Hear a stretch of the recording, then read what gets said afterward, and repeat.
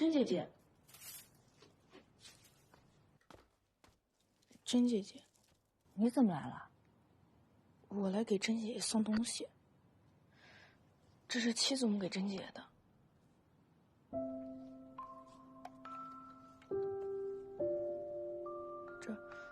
这是我和七祖母一起做的点心，请甄姐姐尝尝。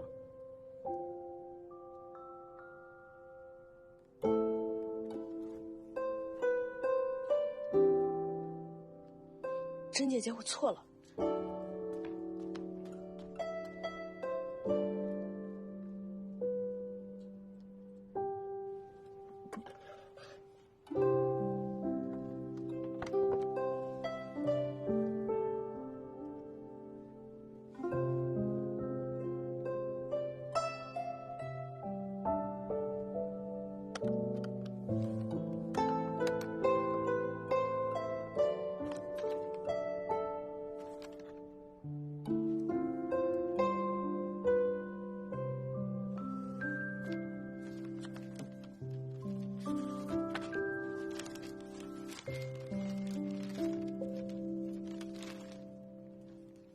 甄娘，前些时日在李宅，七祖母知道你受了莫大的委屈，未能给你主持公道，是七祖母的错。如今的李家内忧外患，人心离散，七祖母想要留你，也是有心无力，无奈之极呀。磨坊失窃一事，七祖母终究是有愧于你。甄娘，往后你就放手去做自己想做的事吧。这些银两是七祖母的一点心意，你一定要收下。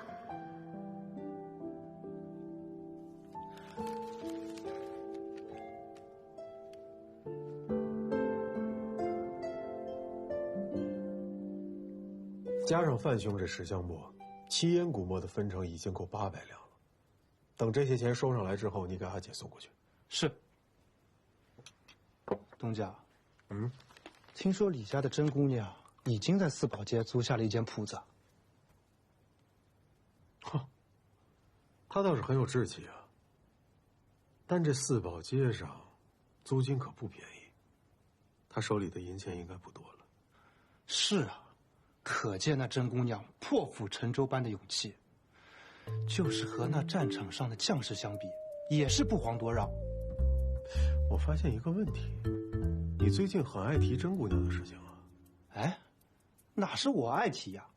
难道不是您想知道吗？等会儿，谁让你喝我茶了？也不给我倒一杯。最后一口。臭小子！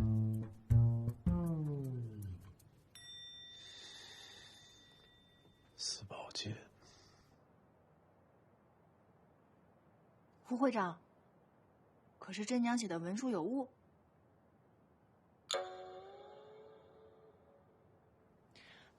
还是因为我小李磨坊不符合文会的规定？您倒是说句话呀！若是都没有的话，你为何迟迟不给我批？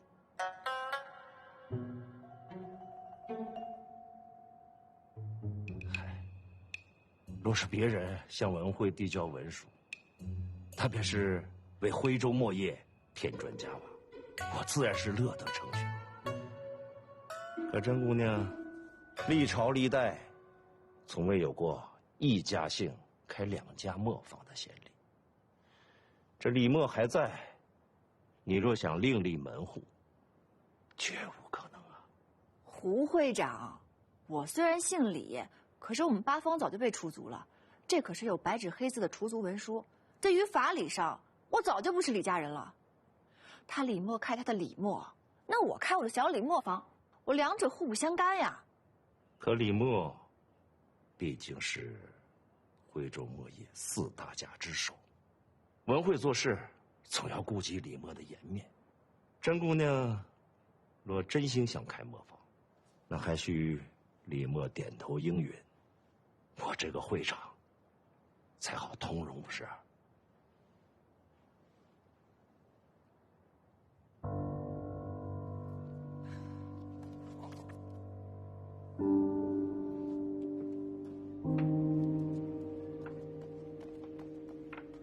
刚刚是不是你去文会了？是你拦着文会，不让我开小李磨坊，是不是？你今天不把话说清楚，你哪儿都别去。百年李默，回魔正统，岂容你一个黄口小儿另起炉灶，开什么小李默？之前七祖母要给我续签契约，而你们李默就开始风言风语，说什么我一个外人要侵吞你们李家。那好，我不跟你们李默为伍，我开我自己的小李磨坊总行了吧？结果现在你们又说，一笔写不出2个李字，一个姓，没有办法开2家磨坊。哎，这什么话都被你们说了。哎，这到底是谁在胡搅蛮缠啊？我不跟你在这儿强词夺理、耍嘴皮子。今日我也把话言明，李真，想另立旁支，做梦。如果你再一意孤行，别怪我再请祖师玄奇，请我们的祖师爷来明辨是非。又请祖师玄奇是不是？我告诉你，我一除族之人，我根本不怕什么祖师玄奇。我且就放下一句话，无论你李景东，你们李默点不点头，答不答应，这个小李磨坊，我开定。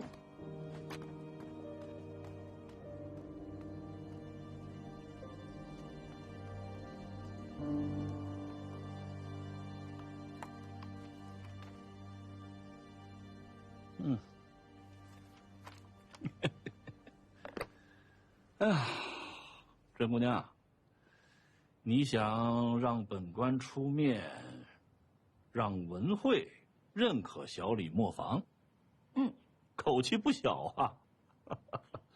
还不是因为到磨坊一事，你才对李家耿耿于怀，所以呢，就要建这个小李磨坊，好跟李家打打擂台，对不对？田大人，我创建这小李磨坊，我确实想出我胸中这口恶气。但是民女也不是心胸狭隘之人。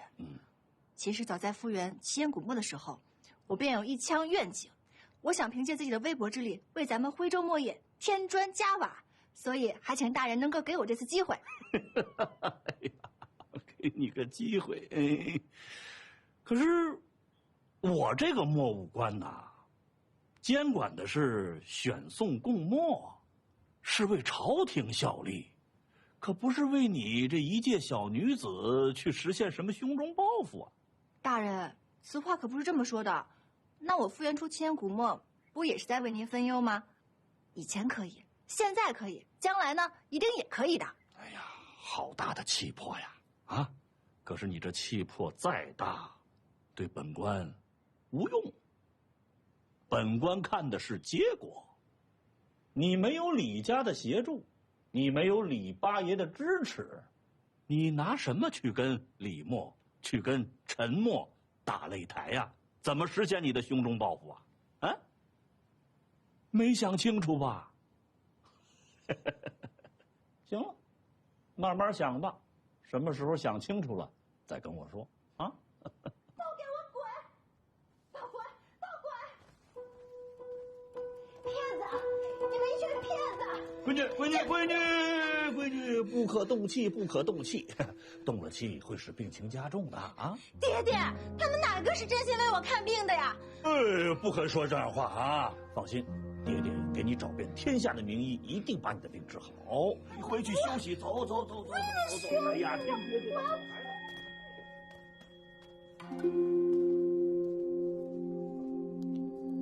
芝娘，你怎么闷闷不乐的？还在想念严小姐吗？我今日回来的时候问了下那黄大夫，他告诉我严小姐这病多年未愈，你说这10多年来，她得过得多心酸啊！是啊，芝娘，可惜我们不是大夫，我们帮不了她什么忙。花儿，你记不记得小的时候，我每次出去玩都弄得一身伤回来，结果我爹爹为了我翻遍李墨所有典籍，最后做出了一款胭脂药末。哎，我想起来了，平日里你对那胭脂末爱不释手，我受伤了才肯给我用那么一点点，是不是那个？就是。我爹当时说，这个胭脂末只是他的初步尝试，他想做的药末，是可以医治疮症、治愈顽疾的九针宝末。若真有此末，或许我们真的可以治好严小姐，是吗？我正是这么想的。这今日严大人在严府问我，说我的小李磨坊要靠什么立足，卖什么样的墨。我想了想，虽然我可以复原这七烟古墨，但是比起陈墨还有李墨他们相传的宝墨来说，仍然是微不足道。可若是我另辟蹊径，将我爹爹说的这款九针宝墨做出来，一，我可以治愈像严小姐这样的病患；二，我可以避开风头，以药墨起家。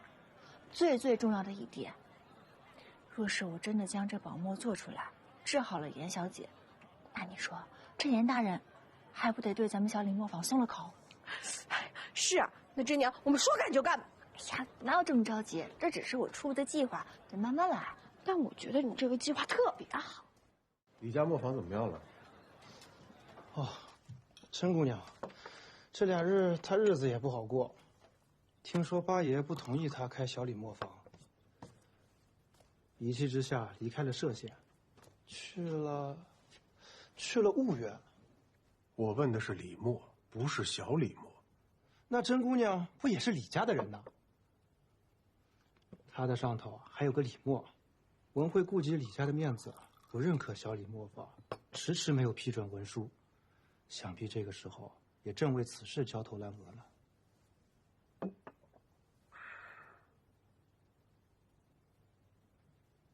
这样，你拿出100两陪我去一趟小李磨坊。啊，东家，您真的要投小李磨坊呀？怎么了？100两对于我而言不算什么，多投一份稳妥也未尝不可呀。走。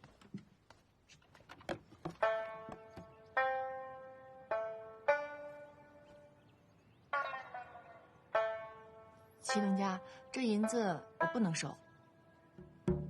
协商。不是数目问题，是时机问题。时机？嗯。你现在要自己开磨坊，正是缺钱的时候。况且有我在的话，也许文慧不会更加的为难你。为何说时机不对？正是因为缺钱，所以才更要谨慎。不瞒你说，我开这小李磨就是为了不再受制于人。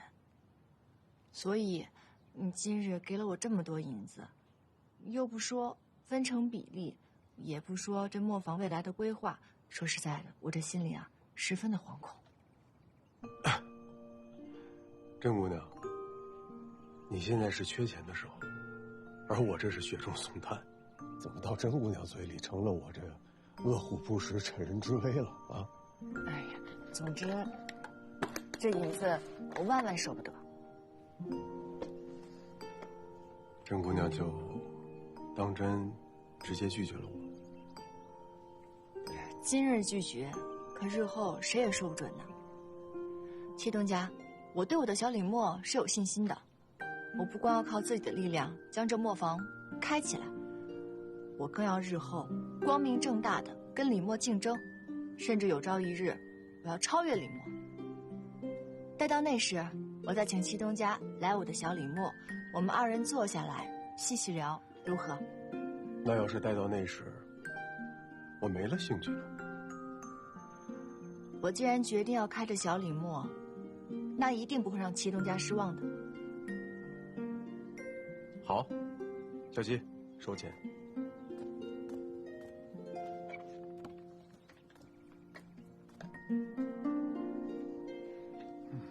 恭喜阿弟慧眼识人，这七烟古墨押中了宝，才刚起步便已收益颇丰。谢谢阿姐，这些也都在我的计划之中。真是暴殄天物。我一介连性命都不配拥有的罪人，何谈什么讲究啊？这李墨的分红比预想的还要好，接下来你有什么打算？依我看，该继续追加，长远的合作下去。阿姐，账簿呢，还是由你保管。不过我希望阿姐给我留30%分红的银子，我有用处。你又看上了什么其他的生意？我想留着这些银子，投给小李墨。这话怎么说啊？原本呢，我也是想将这些银子分散的投给几家大的磨坊。不过前日，李真和我说了一句话，他想用小李墨竞争大李墨，甚至有朝一日这小李墨能够打赢大李墨。哇，这好大的野心啊！是啊，不仅野心大，胃口也很大。不过前日和他聊起入股的事情，他居然没有接受。看来这李真做人做事颇有自己的章程。听你这么说，我倒是想会会这位甄姑娘的。3上3中3下，当为其首，其为9真也。这3下，应当就是地夫子跟白仙皮这类地生之类的药材。没错，应当是这些。这3中怕不是猪羊海货的内府？可这3上到底是什么呀？你干什么？来呀，把李真请出去。我看你们谁敢！李景东，你到底想做什么？李真，你既然决定自立门户，那么李家也绝不让你占半分便宜。从今天开始，李家磨坊我收回来了。景东叔，这里本来就是李家废弃的磨坊，是七祖母许给甄娘用的，要收回去也得是七祖母来跟甄娘说才是。对，当家的，咱还是跟老夫人说一声吧。我做什么事用你来教我吗？孟花，我告诉你，我现在是李墨的东家，我也奉劝你，最好分得清远近。怎么着，不搬是吗？来，你们几个，帮帮他，动手！哎，你干什么？哎，干什么？这是我的药材，别动！你们干嘛？这不能动！给我！哎，不许拿走！这是我的药材！你们几个，怎么回事？他的药材还给他。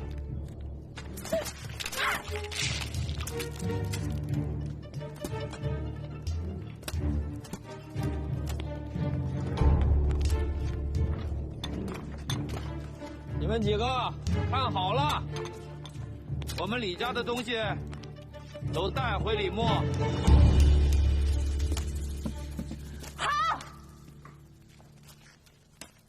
我可以搬走，但是这里有很多的用具是我爷爷给我做的，还有一些是我哥跟我娘他们花钱给我攒的。你们可以让我走，但是我们家的东西，你们也休想带走一分一毫。好，你的东西李家不稀罕，搬吧。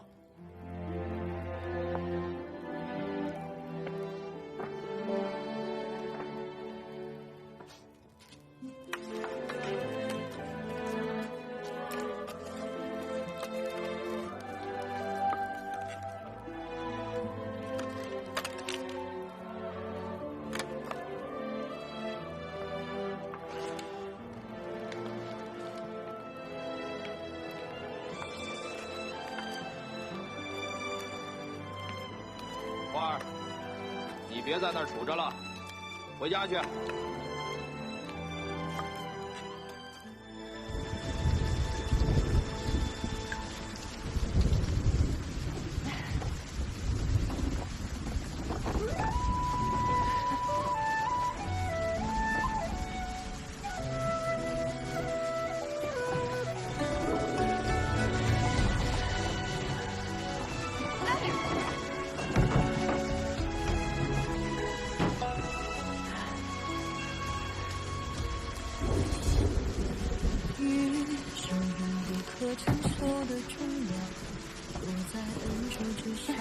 娘的车是怎么了啊？他那夜市啊要到了，我得急着收工回家。你别把车横在路上，赶紧挪挪。还是岁月漫着眼的风花，熙熙攘攘冷却的滚烫。你是爱而不能忘的他，余心向往却又不敢相忘。谁欠谁对，谁愿远离来回，我已很无悔，知情却输，至死也算完备，谁也情有悔，将爱归来，将心觉得伴随，是错还是对？站在两端的我们，奈何只好相对。谁信谁在，谁人救了挽回？被理智击退，卸下防卫。到底谁更狼狈？何必再深追？看明白。你怎么来了？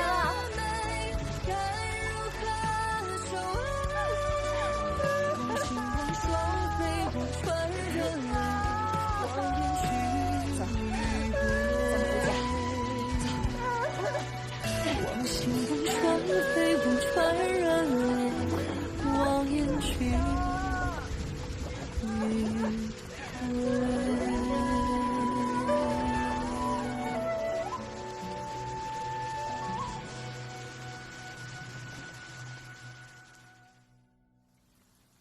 你这几日，不是在磨坊做磨，就是自己闷在屋里，饭也顾不上吃。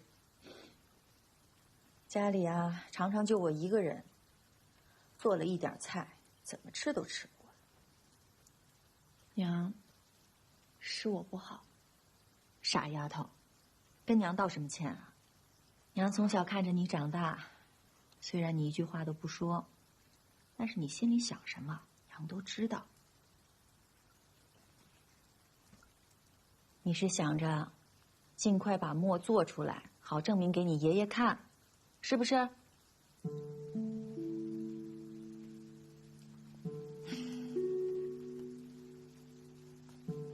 但是凡事啊都要讲个章法，你这么憋着，身体也吃不消啊。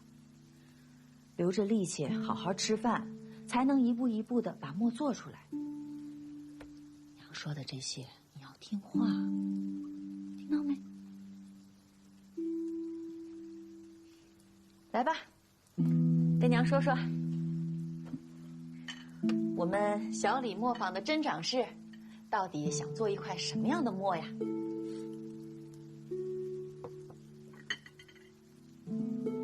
娘，你还记得爹给我做的那块胭脂墨吗？我要做的就是像那样的一种药墨。叫做九珍宝墨，爹曾经也研究过。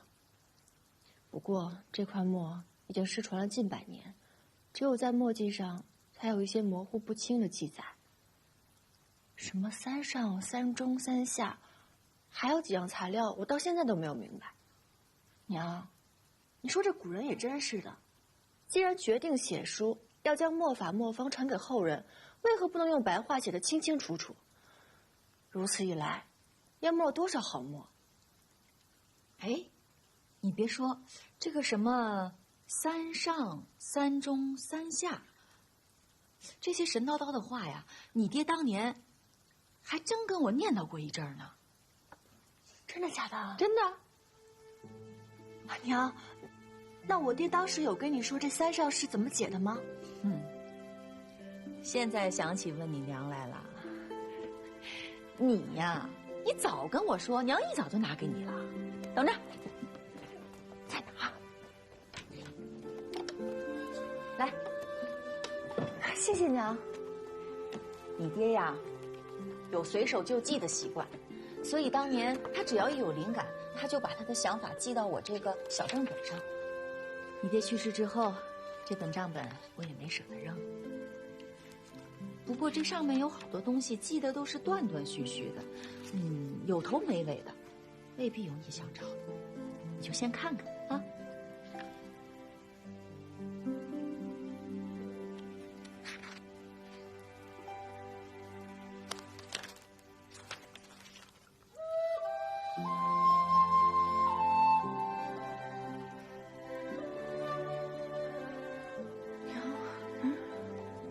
这处就是我爹失智纠正宝墨的记录。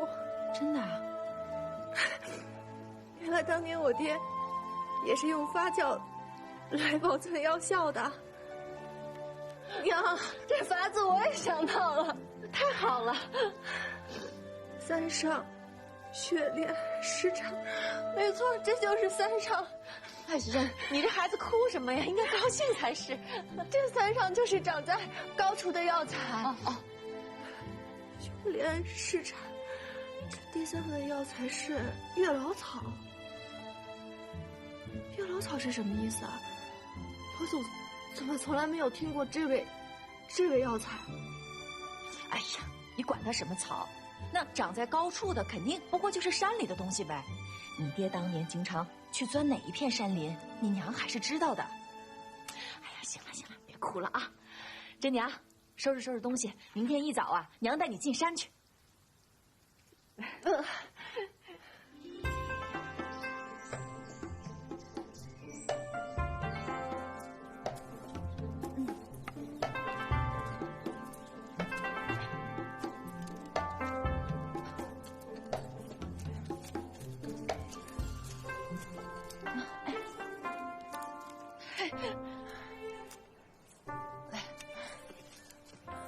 怎么样，真娘？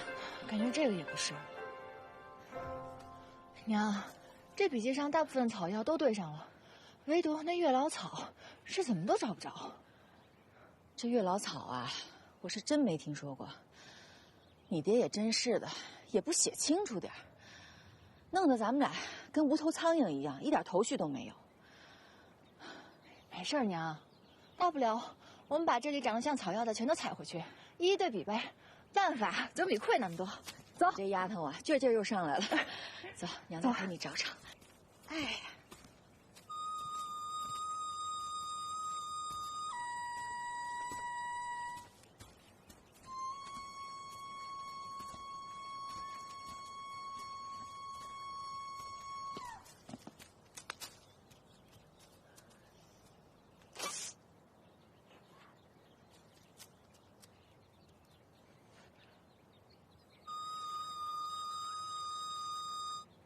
娘，你听到了吗？我也会吹了。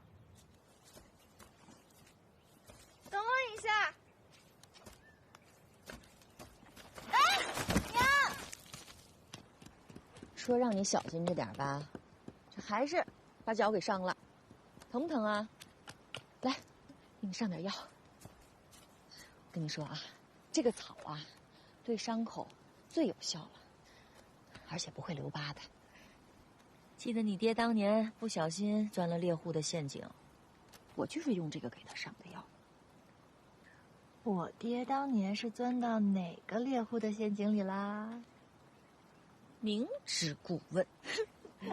我真不知道，我只记得小的时候我爹跟我说过，他打猎特别的厉害，什么眼如鹰隼，耳似猎豹，只要被他看上的猎物，都逃不出他的手掌心。就他呀，你爹呀，就知道在你们兄妹面前吹牛。我告诉你，我不拆穿他，那是我给他留面子。哦，哎呀，想一想啊，我跟你爹最初的相遇，就在这片大山里。你跟我爹是在这里相遇的？当年啊，你娘设了打猎的陷阱，隔了一日我就兴冲冲的去瞧，结果你猜我瞧着什么了？你爹就可怜巴巴的困在陷阱里面，然后我就把他给捞了出来，带他回家，给他吃了顿饱饭，就把他送下山了。结果隔了3日，他又以寻松的由头又进山了。你看你爹平时吃墨的时候挺聪明的吧？可他一进了山，笨得很，5回得有3回落到我设的陷阱里，然后就眼巴巴地等着我去捞他。然后你就眼巴巴的上套了，就眼巴巴的跟着他回了李家，生下了我跟我哥，对吧？哪有你说的那么容易啊？当年啊，族老们是不同意你爹和我们山岳后人结亲的。啊，那当时是谁保住了我跟我哥的小命啊？还能有谁呀？这个家里，谁说话最算呢？七祖母。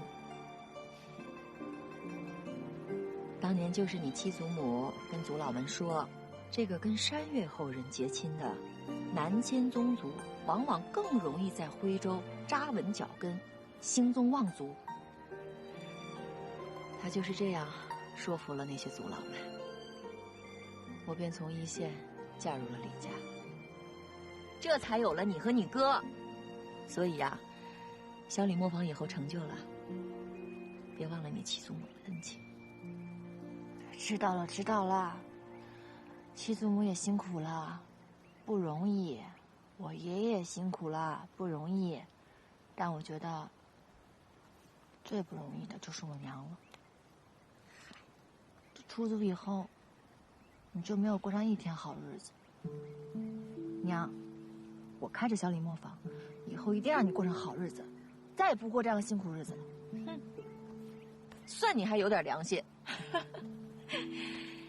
真娘，过去的事儿不提了，你就好好的把小李磨坊做好，做你喜欢的事，啊。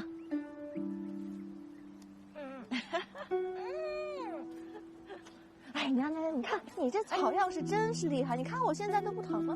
哎，你别蹦啊！哎呀，你坐下。不疼了吧？不疼了。我告诉你啊，这个草叫做赤凤锦草。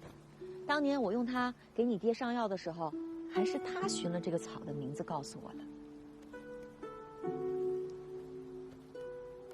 赤凤锦草，这名字还挺好听。嗯。赤凤锦草，凤锦。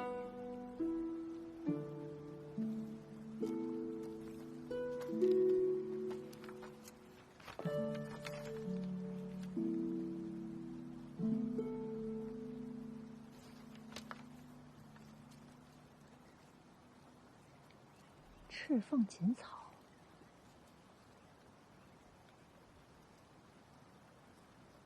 这是鱼子纹，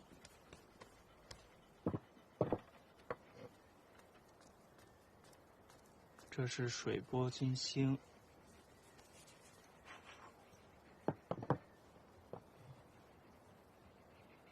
哎，这个好，这是螺纹，最易发墨。何为刮夫狐狸？苏轼有云：“色不留笔，华不聚墨，刮夫而狐狸，今生而欲得。”刮夫狐狸就是形容砚石表面如同刮皮一样细腻光滑。你说你吧，做墨不成，没想到你学砚还行。当初我把你带到婺源来，是对的。爷爷，您不是因为真娘要开小李磨坊，生气才来的婺源啊？哎，你看看这行吗？哪里？这儿。快来吃落荤了。哎，好，吃落荤，爷爷。今天专门做了爷爷最爱吃的竹笋排骨，爷爷多吃点。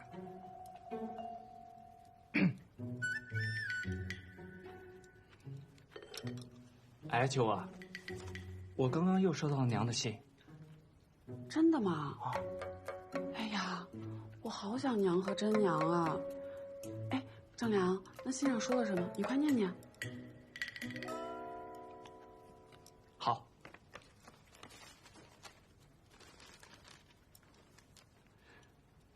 郑良、秋娥，家中一切平安，你们不必记挂。真娘已经把小李磨坊安置妥当，最近又忙着研制九针宝墨。据她说，药墨制法与别的墨都不相同。好在真娘一向聪慧坚韧，不懈尝试，已经想到好办法了。爷爷最近身体如何？还在生真娘的气吗？你要多劝劝爷爷，不要把他的气话放在心上。真娘心里最记挂的人就是爷爷了，唯盼你们一切顺遂，早日归来。爷爷，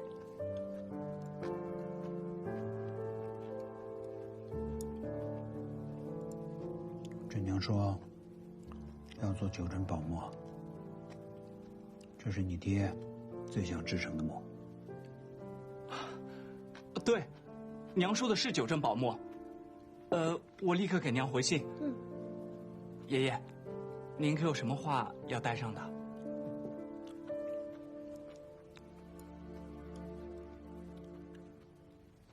说我今天做的这个特别可口。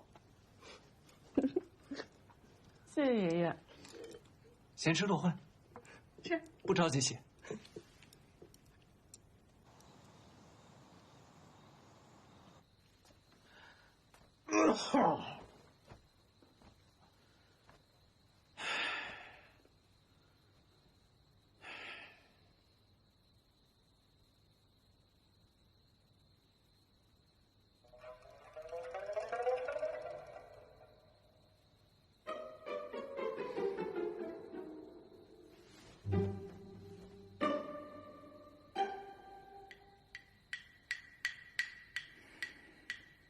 娘，哎，娘，快看看。哎，你别说，这还真有一股药味儿哈。这闻着让人感觉很舒服啊。哎，真娘，那这就做好了吗？这药末离成末还有一步呢，得试它的药效，最后再做调整。那这要怎么试啊？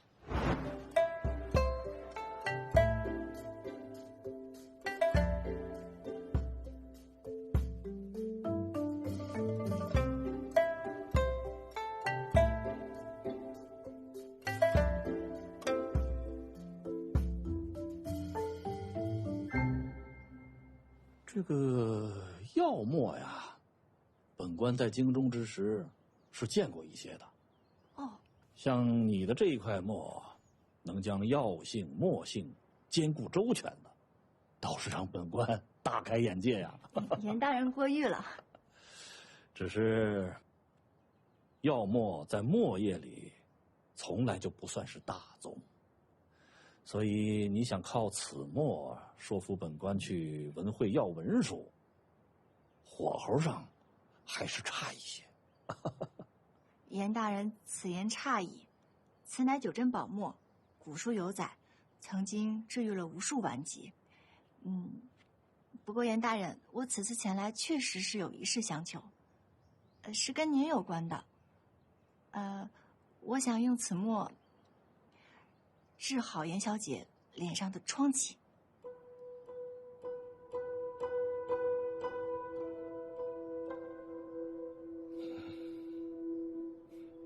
好你个李真呐！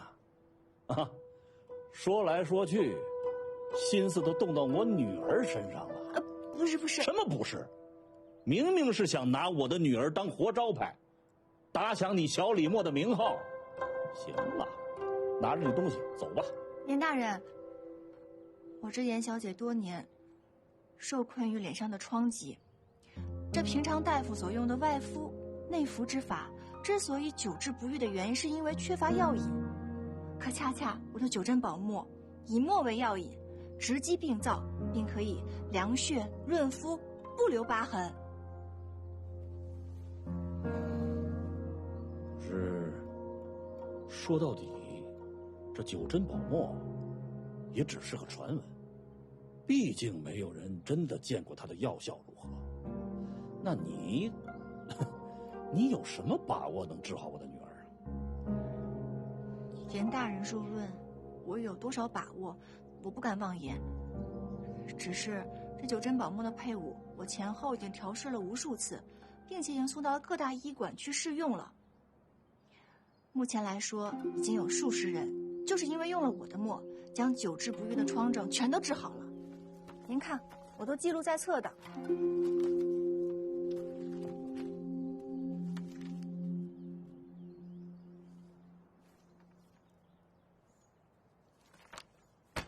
不行，我不能让我女儿去冒这个风险。恕本官不送，送客。请。严大人爱女心切，真娘明白。那真娘先不打扰了。这册子里面写的都是真的，您无事的时候可以翻开看看。里面的人和名字，您也可以去打听。告辞了，严大人。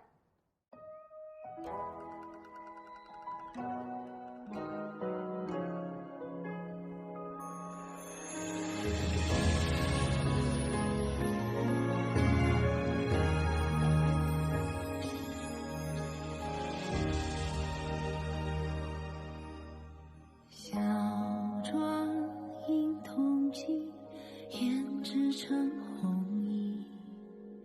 回墙青砖掩饰